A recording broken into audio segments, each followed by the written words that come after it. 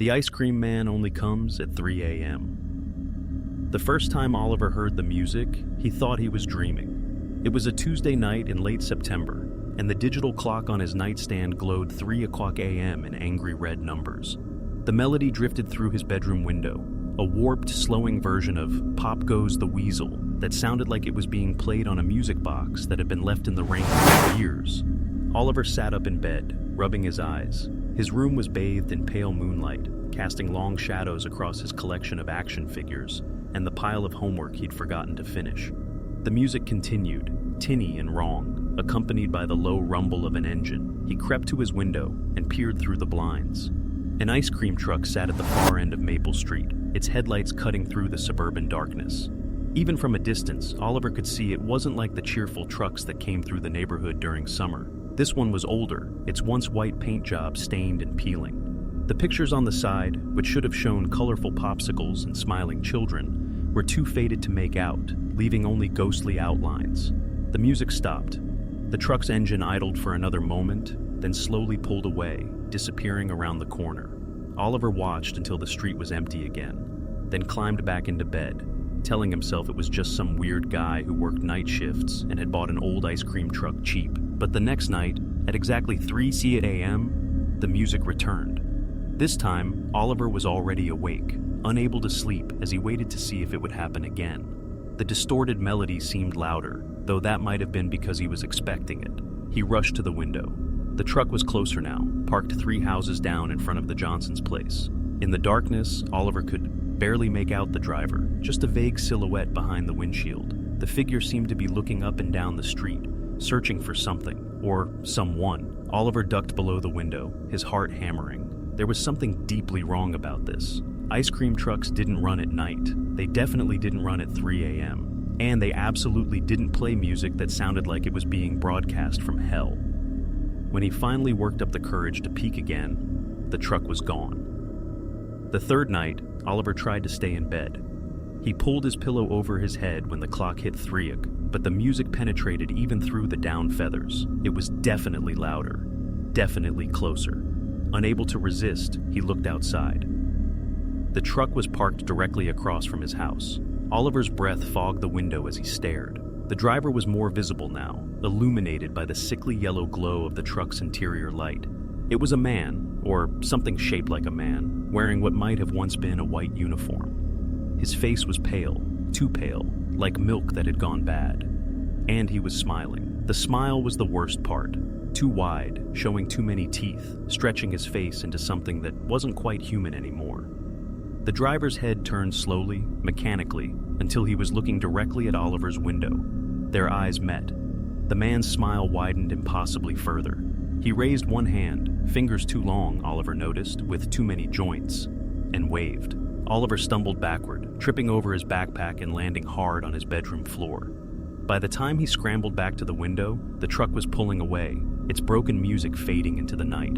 He didn't tell his parents. How could he? Mom, Dad, there's a creepy ice cream truck that comes to our street every night at 3 a.m. sounded insane even to him. His mother would think he was having nightmares. His father would just grunt and tell him to go back to sleep.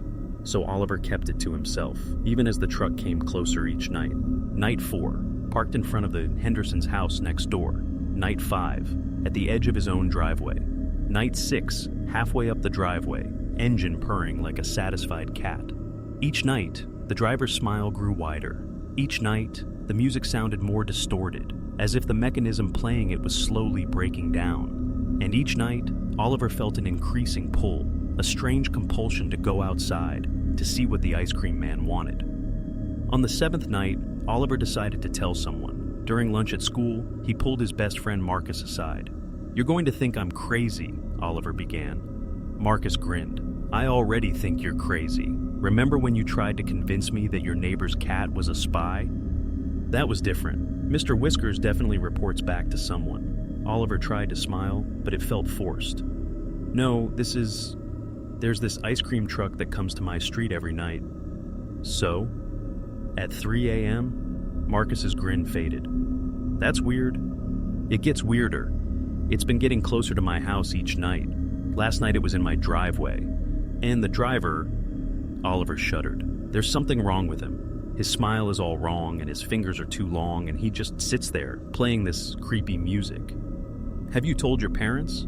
They wouldn't believe me. Marcus was quiet for a moment, then said, My older brother has a camera, one of those night vision ones he uses for his stupid ghost hunting videos. Want me to come over tonight? We can film it. Show your parents proof. Relief flooded through Oliver. You do that? Are you kidding? This sounds awesome, like a real horror movie. They made plans for Marcus to sneak over after his parents went to bed. Oliver felt better having someone else involved, someone who believed him. Maybe together they could figure out what the ice cream man wanted. That night, Oliver waited by his window, watching for Marcus. His friend appeared at 2:45 a.m., creeping across the lawn with a bulky camera bag slung over his shoulder. Oliver snuck downstairs to let him in, and they set up in his bedroom, the camera positioned on a tripod pointing at the street. This is so cool, Marcus whispered, fiddling with the night vision settings. We're going to be YouTube famous. Real footage of creepy 3 a.m. ice cream truck. Oliver didn't share his enthusiasm. As the clock ticked closer to 3 o'clock, his palms grew sweaty. Something felt different tonight. The air in his room seemed thicker, harder to breathe. At exactly 3 a.m., the music began. But it wasn't coming from the street. It was coming from inside the house. Both boys froze. The warped melody echoed from somewhere downstairs, accompanied by the jingle of bells, the kind ice cream trucks use to announce their arrival. Dude, Marcus breathed. Is it in your house? Before Oliver could answer, they heard the front door open, not the sound of it being forced or broken, the quiet click of a key turning in a lock, as if someone who belonged there was coming home. Footsteps on the stairs, slow, deliberate, accompanied by that horrible music. Hide, Oliver hissed, but there was nowhere to go. His closet was too full, under the bed too obvious. Marcus grabbed the camera, still recording, and they pressed themselves against the far wall. The footsteps stopped outside Oliver's door. 3 knocks, soft, almost polite. Oliver? The voice was like ice cream left too long in the sun, sweet on the surface but rotten underneath. I know you're awake. You're always awake when I come by. Oliver's throat felt like sandpaper. Marcus was shaking beside him, the camera trembling in his hands. You've been watching me, the voice continued. Every night, there you are in your window, watching, waiting. I thought you were just shy, but now I understand. You've been calling to me, haven't you? In your dreams. In those moments between sleep and waking. You've been calling, and I've been answering. I haven't, Oliver whispered. I never. Oh, but you have. Every child who truly needs me does. The lonely ones, the scared ones, the ones who lie awake at night wishing for something, anything, to change. A soft laugh. I bring more than ice cream, Oliver. I bring transformation. I bring escape. The doorknob began to turn. Don't come in, Oliver shouted. My parents will hear. They'll call the police. Your parents can't hear us, the ice cream man said. They never can. This moment exists outside their world, in the special time that belongs only to us.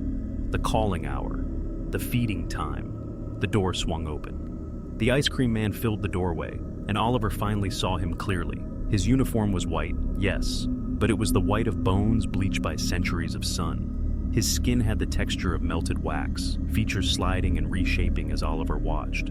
The smile was still there, stretching from ear to ear, revealing rows of teeth like broken piano keys. But it was his eyes that made Oliver want to scream. They weren't eyes at all, just scooped-out hollows filled with swirling darkness, like looking into cups of night sky.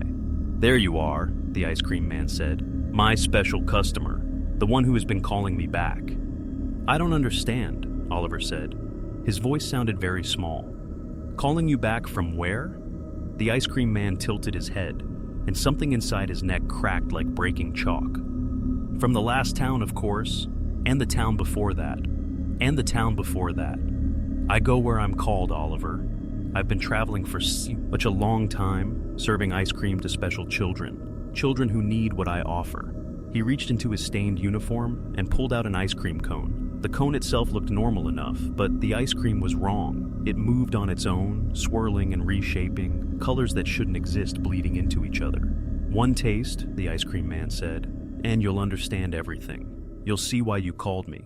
You'll remember the dreams you've been having, the ones you forget each morning. You'll understand why you're different from the other children, why you've always felt like you don't quite belong. Marcus made a small whimpering sound. The ice cream man's hollow gaze turned to him. "Ah," he said, "you brought a friend. How thoughtful.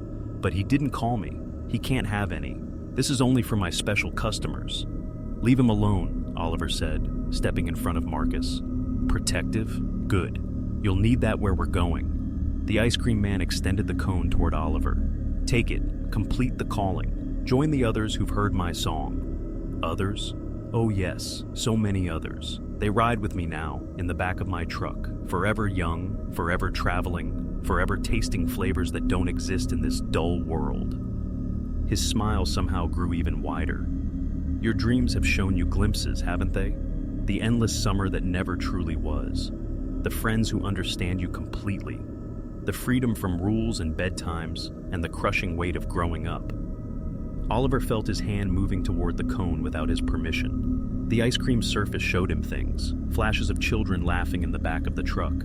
But their laughter was silent, and their eyes were hollow, like the ice cream man's. He saw himself among them, changed, transformed into something that wasn't quite human anymore. "That's it," the ice cream man crooned. "You're so close now. Just one taste, and the calling will be complete. You'll never be lonely again. Never be afraid. Never be anything but what you were meant to be." "That's it," the ice cream man crooned. "You're so close now. Just one taste, and the calling will be complete. You'll never be lonely again. Never be afraid. Never be anything but what you were meant to be." Oliver's fingers were inches from the cone when Marcus suddenly lunged forward, knocking it from the ice cream man's hand. The cone hit the floor and immediately began to melt, but instead of forming a puddle, it burrowed into the carpet like a living thing, leaving a smoking hole. The ice cream man's expression didn't change, but the temperature in the room plummeted. Frost spread across the windows. "That was unwise," he said to Marcus. "You've wasted my gift. Now Oliver will have to come to the truck to get another one." "He's not going anywhere with you," Marcus said, his voice shaking but determined. "No, but he's been calling me, every night, stronger and stronger. Do you know what happens to children who call but don't answer?" The ice cream man leaned down, his face inches from the boys. His breath smelled like spoiled milk and copper pennies. "They waste away. Day by day they fade, becoming less real, less solid, until one morning their parents find only an empty bed and a lingering taste of sweetness in the air." "You're lying," Oliver said, but he could feel it, a hollowness in his chest that had been growing for days. "Am I? Haven't you felt it? The tiredness that sleep doesn't cure, the way food tastes like ash, the way colors seem a little less bright each day." The ice cream man straightened. "You've already begun the transformation, Oliver. The only question is whether you complete it on your terms or let it consume you slowly." "There has to be another way," Oliver said. "I don't want to go with you. I didn't mean to call you. Intentions don't matter. The calling is the calling." The ice cream man turned toward the door. "I'll give you one more night to decide. Tomorrow when I come, I'll park right outside your front door. If you don't come to me, I'll come for you. And trust me, you don't want that." He paused in the doorway, looking back with those hollow eyes. "Oh, and Oliver, your friend can't help you. No one can. The calling is between you and me. Ancient rules, you understand. Try to involve anyone else and they'll simply disappear permanently." With that, he was gone. The boys heard his footsteps on the stairs, the front door closing, and then the sound of the truck starting up. The broken music played as it drove away, fading into the night. Marcus was hyperventilating. What was that thing? "I don't know." Oliver sank onto his bed, exhausted. The hollow feeling in his chest was worse now, like something vital had been scooped out. "But I think it was telling the truth. About the calling. About what happens if I don't go. We have to tell someone. The police, the FBI, someone." "You heard what it said. Anyone who gets involved will disappear." Oliver looked at his friend. "You should go home. Forget this happened. Stay away from me until it's over. I'm not leaving you alone with this. Marcus, no. We're going to figure this out. There has to be information somewhere. Legends, old newspapers, something about ice cream men who come at night." Marcus picked up his camera, checking the footage. His face went pale. "Oliver, look at this."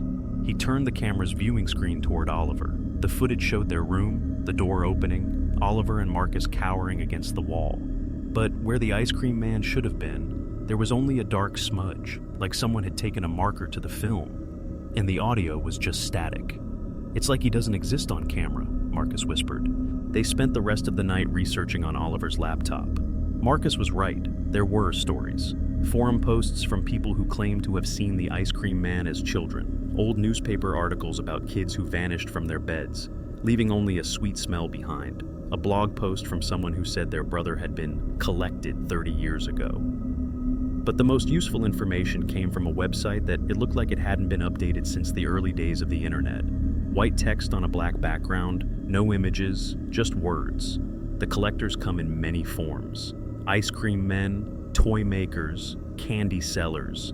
They seek the children who dream too deeply, who touch the spaces between waking and sleeping. Once a child is called a collector, the bond cannot be broken. The child must choose, join willingly, and retain some measure of themselves, or resist and be hollowed out completely.